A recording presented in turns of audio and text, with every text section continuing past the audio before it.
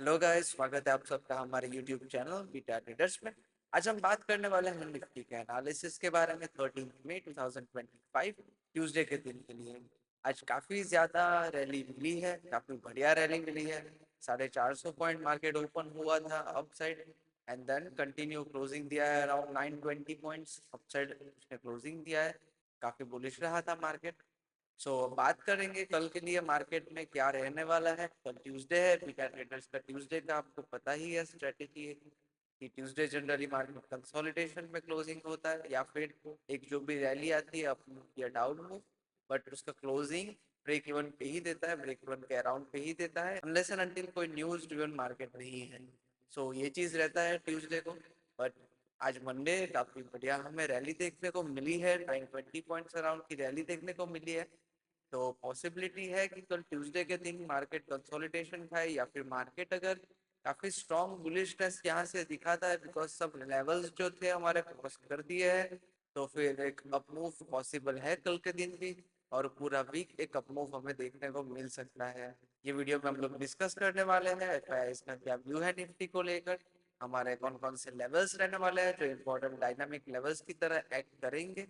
सब levels almost cross कर दिए हैं, काफ़ी ज़्यादा बुलिश था मार्केट। और मार्केट का क्या सेंटीमेंट्स है, कैसे ट्रेड लेना है, कैसे ट्रेड प्लान करना है, ये सब हम लोग डिस्कस करने वाले हैं ये वीडियो शुरू करने से पहले वीडियो को लाइक ज़रूर कीजिए और हमारे चैनल को भी सब्सक्राइब कीजिए। देखते हैं first of all sectors. Bank Nifty 3.34% plus, सबसे अच्छा परफॉर्म करने वाला निफ्टी आईटी 6.7% अप था आज, उसने क्लोजिंग दिया है, सबसे अच्छा परफॉर्म किया था निफ्टी आईटी ने।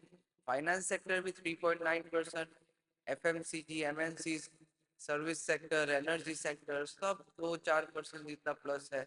सब सेक्टर्स अगर बुलिश है तो आप एक कॉन्ट्रा ट्रेड करने की गलती से भी भूल मत करना, बाकी आपके स्टॉप लॉसेस ही हिट करवाओगे और कुछ नहीं।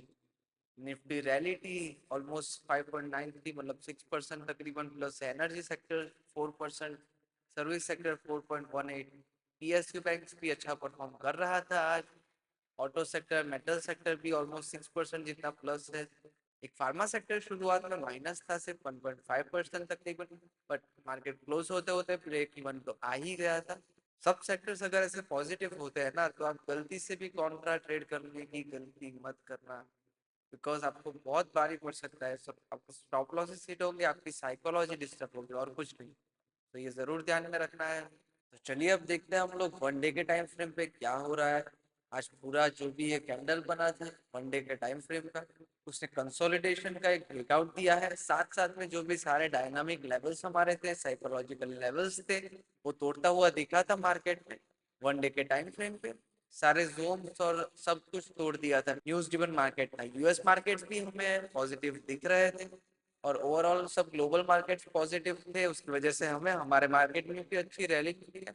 As well as news driven market था तो कोई इंडिकेटर्स जैसे कि आरएसआई या कुछ काम नहीं करता था आज। बस आपको देखना है प्राइस एक्शन, मार्केट ऊपर जा रहा है पता था, तो एक डीप मिलते ही बाय करना है और कुछ नहीं करना होता है ऐसे मार्केट में। और जनरली न्यू ट्रेडर्स जो भी हो, बिगिनर ट्रेडर्स हो, ये मार्केट में ट्रेड नहीं करे तो ही बेहतर है। वॉलेटिलिटी भी होती है मार्केट में, और अगर मार्केट कुछ आपके ऑपोजिट में रिएक्शन देगा ना, आपके ऑपोजिट डायरेक्शन में, तो आपकी साइकोलॉजी भी डिस्टर्ब होगी और कैपिटल भी खो बैठोगे। न्यू ट्रेडर्स और बिगिनर ट्रेडर्स के लिए मार्केट नहीं था ये। अब देखते हैं, मार्केट ने क्लोजिंग किया है 24,920 पे। अभी निफ्टी उसके एक नए हाई की ओर जाता हुआ दिख रहा है, जैसे कि हमने आपको पहले भी बताया था कि निफ्टी एक नए हाई की तरफ जाता हुआ दिख सकता है। करेक्शन 21,800 पे एंड हुआ था, आपको बताया था 22,000 से जब भी 1,000 पॉइंट्स का मूव मिला था तब भी हमने आपको बताया था 21,800 काफी ज्यादा जरूरी है टच करने के लिए अगर निफ्टी उसके न्यू हाई की ओर जा रहा है तो। और सेम चीज हुआ, 21,800 तक फिर से आया 23,000 टच करके, और फिर अभी एक न्यू हाई की ओर रैली दे रहा है निफ्टी। निफ्टी अपने न्यू हाई की तरफ जाने का ट्राई कर रहा है।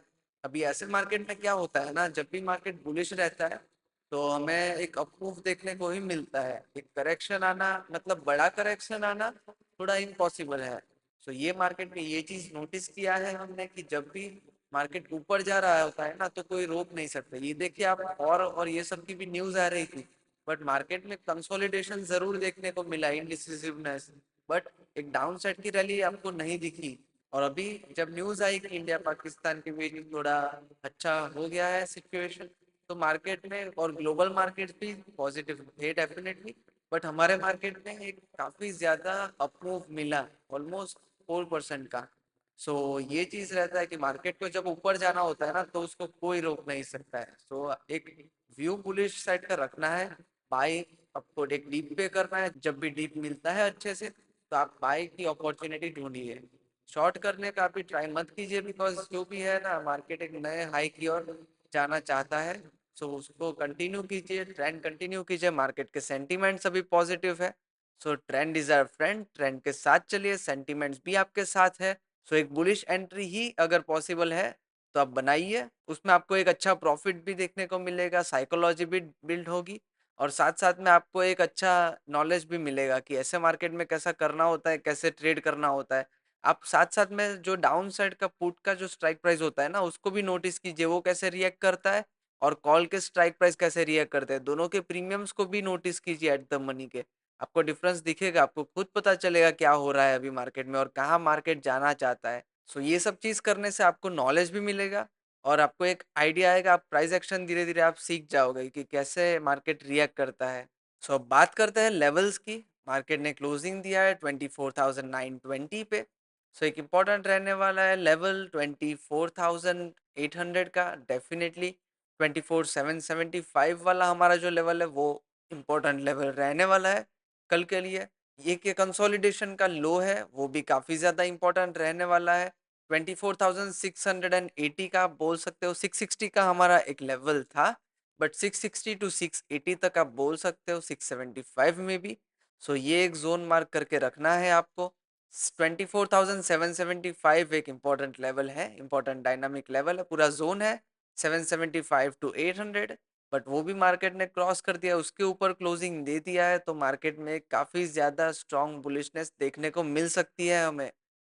और उसके अपसाइड लेवल रहेगा 24,883। उसके अपसाइड 25,000 का साइकोलॉजिकल लेवल रहने वाला है। वहां से अगर आपको मार्केट सस्टेन करता दिख सकता है तो एक स्कैल्पिंग आप कर सकते हो। बड़े मूव्स के लिए मत रुकना, बियरिश एंट्री अभी मत बनाना। जो भी आप ट्रेंड के साथ चलिए, मार्केट के जो सेंटीमेंट्स है उसके साथ चलिए। अगर ट्रेंड के साथ चलोगे ना, तो ही आपको एक अच्छा प्रॉफिट दिखेगा ट्रेडिंग में।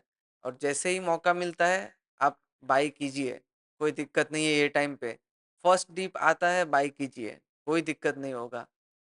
25,000 का साइकोलॉजिकल लेवल है। उसके अपसाइड रहने वाला है 25,084, 25,193। एक्चुअली ये वाला जो है वो 25,190 टू 25,210, ये वाला एक जोन है, वो मार्क करके रखिए। ये पूरा जोन रहेगा 25,193 टू 25,210। और उसके ऊपर रहेगा 25,336। ये सारे जोन्स है। कंसोलिडेशन का ये जो है वो लो ध्यान में रखना है, काफी ज्यादा इंपॉर्टेंट रहने वाला है। एज वेल एज 24,775, ये लेवल भी काफी ज्यादा इंपॉर्टेंट रहने वाला है। पूरा जोन है एक्चुअली 24,750 टू 24,800। ये जरूर ध्यान में रखना है। ये दे दिए हैं मैंने आपको कल के लिए लेवल्स। कल ट्यूसडे का दिन है, काफी कंसोलिडेशन का चांसेस है, कॉशियस रहना है। कंसोलिडेशन के 90% चांसेस रहेंगे ट्यूसडे के दिन। बीटा ट्रेडर्स की एक स्ट्रेटेजी है ट्यूसडे स्ट्रेटेजी। उसके हिसाब से कंसोलिडेशन ही होता है, मार्केट में कंसोलिडेशन ही दिखता है।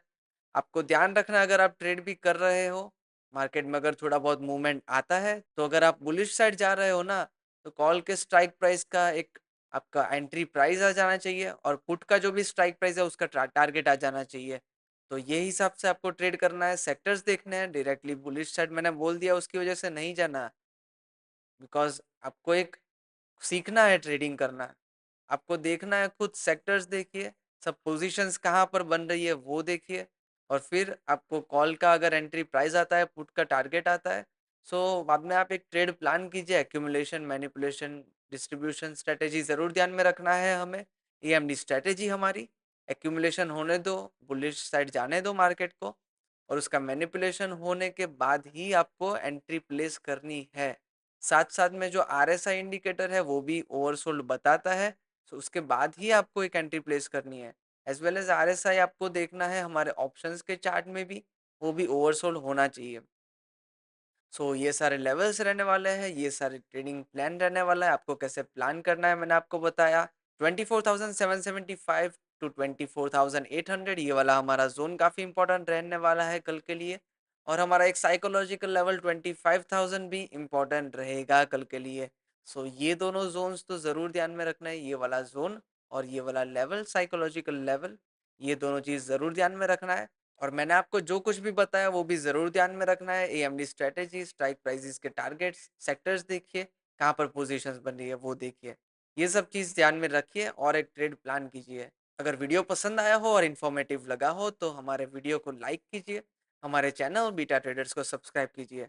हम लोग इंस्टाग्राम पे एवरीडे मॉर्निंग न्यूज़ पोस्ट करते हैं, एज़ वेल एज़ कोई भी अनाउंसमेंट्स आता है, वो हम लोग पोस्ट करते हैं, लाइव लेवल्स निकल के आता है, डेटा आने के बाद वो सब हम लोग इंस्टाग्राम पे पोस्ट करते हैं, तो आप जाके हमें फॉलो कर सकते हैं। लिंक डिस्क्रिप्शन में आपको दिया हुआ है। Thank you so much.